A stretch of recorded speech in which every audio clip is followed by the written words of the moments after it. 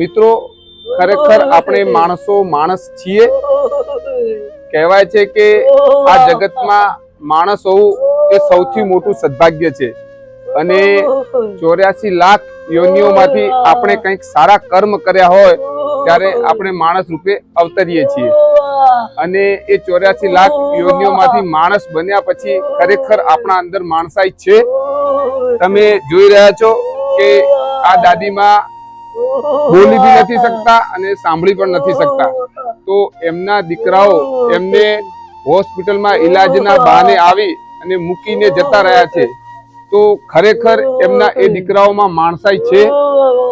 તમે દાદીની હાલત જુઓ કે આ દાદીને જે હોસ્પિટલમાં બોટલ ચડતી હશે એની પટ્ટી પણ લાગેલી છે અને દાદી સતત રડી રહ્યા છે.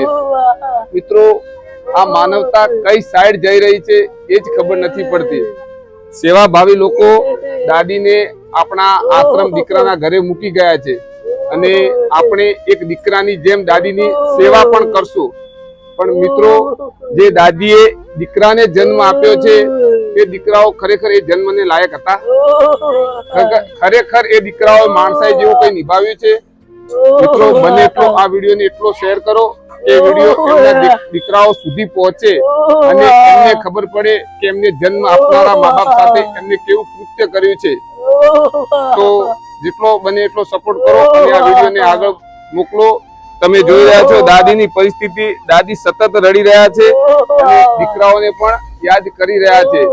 બસ એમના દીકરાઓ સુધી આ વિડીયો મોકલો અને અમને સપોર્ટ કરો.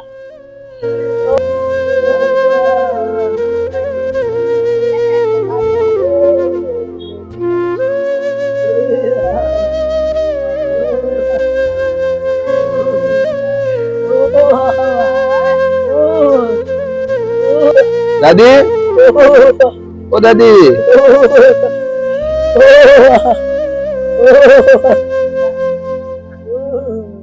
બોલો.